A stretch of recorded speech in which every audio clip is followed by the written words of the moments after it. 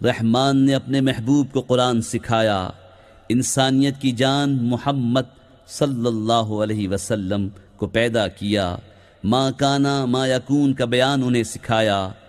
सूरज और चांद हिसाब से हैं और सब्ज़े और पेड़ सजदा करते हैं, और आसमान को अल्लाह ने बुलंद किया और तराजू रखी कि तराजू में बेअतदाली न करो, और इंसाफ के साथ तोल कायम करो और वज़न न घटाओ।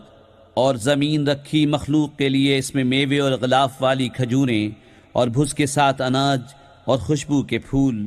तो ऐ जिन व इंस, तुम दोनों अपने रब की कौन सी नेमत झुटलाओगे।